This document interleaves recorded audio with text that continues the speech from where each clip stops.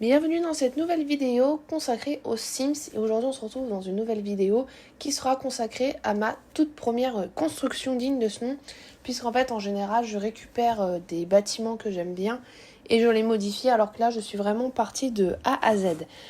Et bien évidemment ce n'est pas encore terminé. Donc sachant que je vais pas tarder à prendre le pack à louer, je me suis dit pourquoi pas faire des constructions que je pourrais réutiliser par la suite. Donc on se trouve sur un terrain normalement 30 par 30. J'ai pas changé le nom encore, ni les caractéristiques du terrain.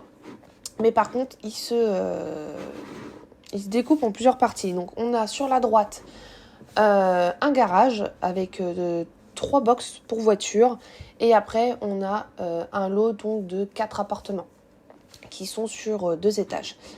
J'aurais pu encore les recouper. Mais après, ça devient beaucoup trop petit pour placer des objets et ça risque de faire bugger les Sims quand on veut leur faire des choses. Donc, on va commencer sur la droite. Donc, c'est un bâtiment qui est plutôt très coloré et je voulais vraiment faire quelque chose d'assez moderne et audacieux en mettant des couleurs qu'on ne voit pas forcément partout. Donc je sais que dans certaines villes ou villages, il y a des maisons comme ça à colombage avec des couleurs. Bon là je peux pas faire de colombage, mais je trouve les couleurs plutôt sympas. Donc le toit c'est un toit en tôle. Ok. Et devant on a 3 portes de garage classiques en panneaux déroulants. Donc ça c'est un CC que j'ai trouvé. Donc ensuite quand on descend, on a donc l'intérieur et 3 box qui sont égaux et ils sont complètement pareils, sauf non, ils sont tous pareils. Donc on a l'équivalent pour garer une voiture voire 2 si c'est vraiment des pots de yaourt. Et dans le fond on a des rangements en hauteur, sûrement pour ranger, on peut ranger des outils, on peut ranger des bâches, enfin tout ce qu'on veut pas forcément conserver dans la maison, puisque vu que les logements sont petits, faut que les Sims puissent mettre des choses en plus. Au niveau des éclairages, c'est des éclairages spot classiques qu'on pourrait trouver dans des garages basiques.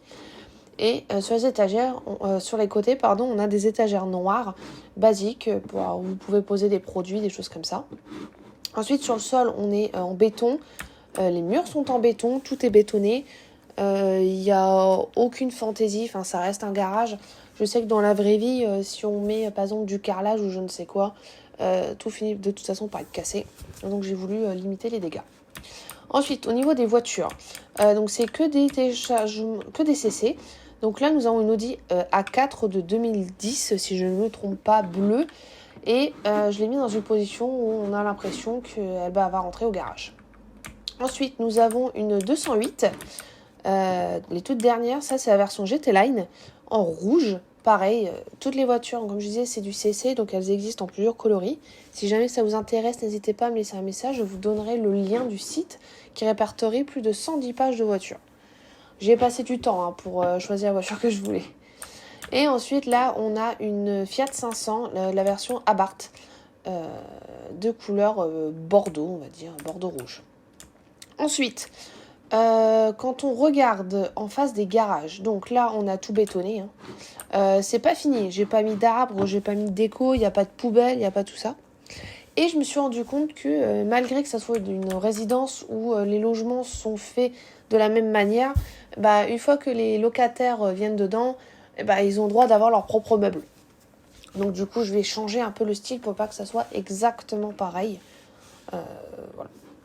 Donc, au rez-de-chaussée, donc c'est pareil des deux côtés. Là, j'ai pu faire vraiment en symétrie. Donc, on a une petite salle de bain dans l'entrée, donc vraiment très basique. Une douche, un WC, un évier. J'ai pas mis d'étagère, j'aurais pu en mettre. Ensuite, on a un séjour, donc la cuisine qui est sous l'escalier, avec, on a quand même une hotte, un frigo, une petite table basse avec une télé, et on aurait pu mettre un fauteuil. Donc, c'est ce qui me manque là. Après au niveau des éclairages c'est très basique, c'est des éclairages muraux et on a un éclairage spot en plein milieu du salon. Après on a l'escalier qui monte et en haut on a donc, les logements sont situés tous les deux de mini balcons pour avoir un accès sur l'extérieur et il y a un lit double avec étagère et bien sûr une clim. Ça c'est pour les tout premiers logements. Et après, on a un toit plat.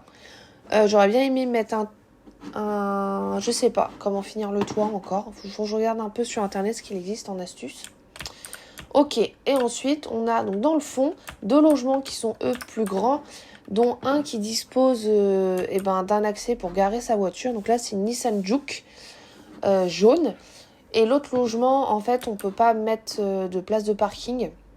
J'aurais pu peut-être fermer un peu plus là et mettre une deuxième voiture. Pourquoi pas, à voir. Oh voilà, un petit portillon de chaque côté. Une haie en air, comme ça leur fait un petit extérieur, un petit jardin. Et après, on est donc pareil sur 2 étages. Donc l'étage du bas, j'ai encore pas fini. On a un séjour avec salle, avec cuisine ouverte.